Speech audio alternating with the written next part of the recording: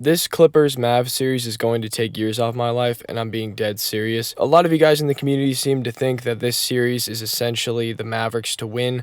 I really have no idea. We'll discuss how I feel about that opinion later on in this video. But I have a lot of things going on in my life right now that don't involve basketball, and I can't stop thinking about this series that's going to start on Sunday at 2:30. To start us off here, there have been many videos made about the series because I feel like this is the quintessential series a lot of the people are going to be watching. This is primetime basketball narratives, two teams that hate each other, a lot of history. Again, I don't need to talk you into this series. You're going to be watching. If you're watching this video, you're watching the series.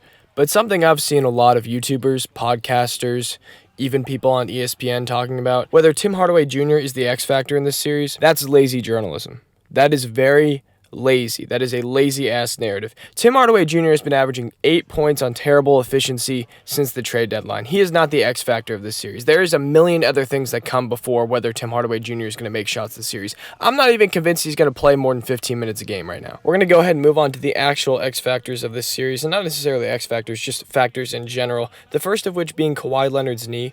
1 to 2 days ago, I saw a report saying that Kawhi got an injection done on his knee to reduce inflammation. Inflammation in a knee that he's injured many a time, including in the Mavs series 2 years ago. Unfortunate for the Clippers because he's up in the air on whether he's going to play, and as of right now, if you're getting knee injections done 3 days before a series, that means you're not really practicing.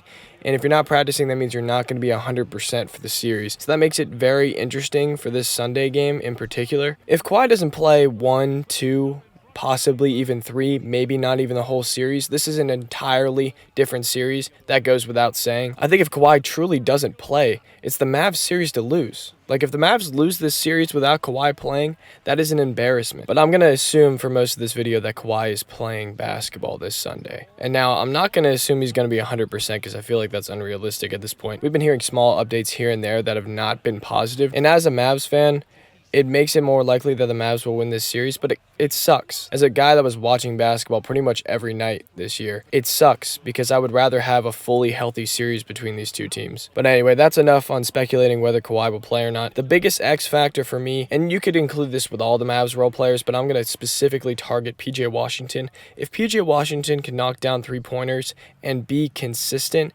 shoot just anywhere in the ballpark, just a little bit shy of 40% for the series, I think the Mavs win this series. He has to keep them honest. He has to knock down his first 1 or 2 3-pointers to make sure that the Clippers close out to him every single time. Because if they're going to let him shoot and he's going to shoot 2 for 7, that's not efficient offense. And it doesn't unlock a whole lot for the rest of the team. Because we know PJ is going to play excellent defense. That's what he's been doing for us since he's gotten here.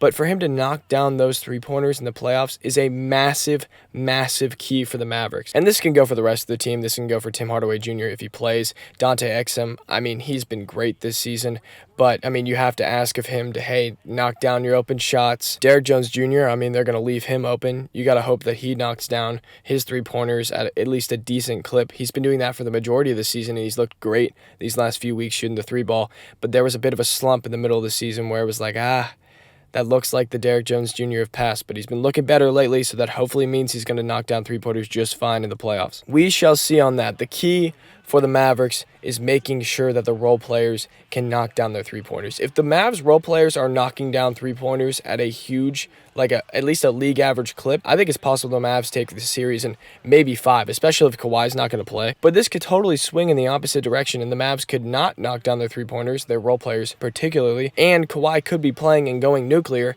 and it could swing in the Clippers winning in 6. I have no idea. That's what makes this such an unpredictable series. I think the majority of the podcast and basketball conversation world going with the Mavericks is just based purely on the fact that they have the best player in the series, which at the end of the day, they do, but that's not always the case on who wins a series. We saw that in 2021. Luka was easily the best player in that series. I know Kawhi went insane, but Luka was definitely better than him. He was outdueling him. And if that's your argument, and we lost in 2021 when Luka was the best player on the floor, I understand this is a completely different Mavericks team and a completely different Clippers team, but if that's your whole narrative, I don't know, that's a weak argument. Luka is that great, but the Clippers are just as good. They've got a lot of experience. They got a lot of veterans. Russell Westbrook could be incredibly impactful in the series. We'll cover that a bit later.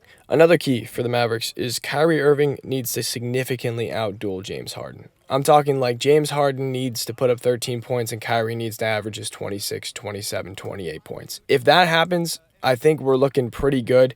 And if the role players are knocking down their shots, this is the Mavs series to win. But to take it from more of a Clippers angle, if the Clippers want a chance in this series, Paul George has to be excellent on the offensive end and at least serviceable in front of Luka on the defensive end. He can't be getting picked out because he's tired from playing offense, and he can't be not doing anything on the offensive end because he's guarding Luka Doncic. He has to be great on both sides of the floor. I mean, he was an all-star this year for a reason. Paul George was great on both ends of the floor. Yes, he's lost a step defensively, but he still looks like the same Paul George on the offensive end. On the nights that he's being aggressive, some nights he kind of falls back into the game plan and just kind of becomes their like third or fourth option when James Harden is playing great basketball, but that's okay. This series, though, it needs to be different. He needs to be in attack mode the entire time. He was someone that killed the Mavericks in later games in the series in 2021 when he would get to the lane and get fouled. It was so frustrating to watch because he does that dumbass armbar push-off, and it pisses me off. I saw people saying Paul George was going to get the Luka assignment for most of this series. I think that's entirely incorrect. I think Terrence Mann will probably get the majority of the assignment for Luka Doncic just because they don't depend on him on the offensive end. I mean, if you watched the 2021 series, the primary defender of Luka Doncic was Terrence Mann. And then Terrence Mann had a great series offensively regardless. So I think if you're the Clippers, if it ain't broke, don't fix it. Especially now that your two-star players are 2 years older now, I think it's a no-brainer to put Terrence Mann on him still. Another key for the Clippers is, can the Clippers hide Vika Zubac? And if they can't, can Luka take advantage of Zubac like he did in 2021? Now, I want to say it's a bit of revisionist history that everyone remembered Zubac getting cooked every single time he switched in pick and roll. Like, there were some possessions Zubac was decent on defense and made Luka kick out, but he did get torched a lot of that series, and he was played off the floor in a couple of those games, but he was like sneakily all right in the switch sometimes. People want to make it seem like when Zubac switched onto Luka that we automatically added 2 to 3 points to our total score already because it was pretty much free fucking pickings. And in some possessions that was definitely true, but other possessions, I thought Zubac was all right on Luka. But this series, Zubac is 2 years older. Luka is 2 years more smart. He's 2 years more able to make the reads. I mean, this year he's just been absolutely incredible. We don't even have to talk about it. MVP him. That's a different conversation, not worth talking about right now. Plus, I also talked about how Jokic should be the MVP, which he should be, but Luka's had an amazing season regardless. Anyway, that's not what we're here for. What the issue with Zubac getting played off the floor this year is the fact that the Clippers don't really have a small ball lineup to go to that they feel comfortable in. Sure, they've played some small ball this season, but if you leave Daniel Gafford or Derek Lively on the floor while the Clippers are playing small ball, it's just fucking free. It's free for Luka. Free lobs to Derek Lively and Daniel Gafford all day. And it's up to Luka and the Mavs to take advantage of that, but they've been doing that these last 20 games. Teams will go small on them, and Daniel Gafford will show why he's putting up Wilt Chamberlain baskets made stats. I just don't feel like what was a benefit for the Clippers in the 2021 series was going small. It really hurt the Mavericks, especially when we were trying to play Porzingis on the floor and he was being unaggressive and annoying, and Rick Carlisle was putting him in the corner because he wasn't doing anything. This time, the Mavericks have other options. We don't have Kristaps hiding in the corner. We've got other people we can go to. And this time, the Clippers don't have a roster to make those kind of adjustments. I just don't think the Clippers have the small ball lineup to punish the Mavericks in the same way they did in that 2021 series, which is pretty much what won them that 2021 series. Now, it's totally possible I'm wrong about that, and it's possible the Mavericks don't take advantage of that small ball lineup that the Clippers might have to go to. But I feel like as soon as the Mavericks play Zubac off the floor, which is going to happen at some point in this series,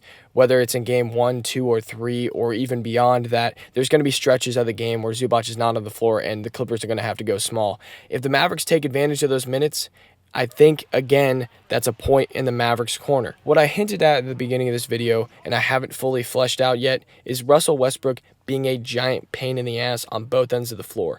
Hustle plays, offensive rebounds, knocking down the occasional wide-open three-pointer because Jason Kidd's going to leave him open because Kidd has been leaving shooters open all season. First game of the season, Jason Kidd was letting Jeremy Sohan get whatever he wanted from three-point land. Like, we are going to let Russell Westbrook shoot. We're going to let Terrence Mann shoot the ball until inevitably he proves proves that he can shoot the ball because he's been shooting damn near 40% this year. Now, I get he hasn't been as good as of late. I think he's shooting like 29% since the deadline, but still, like, we're going to let him shoot. And I think Terrence Mann will make us pay. But if Russell Westbrook can also make us pay in those sort of situations, that's a very big advantage for the Clippers. And if Russell Westbrook can get in there, be aggressive, be a pain in the ass again, like I said, and if James Harden can just be like 70% of what he was in those good games for the Sixers last year in that series, I think it's the Clippers to win as well. Like, this is going to be a great series. My final prediction, for those of you that want it, is Mavs in 7 because we choke away Game 6. I think Mavs take Game 1 because Kawhi's not going to be healthy. I think Clippers take Game 2.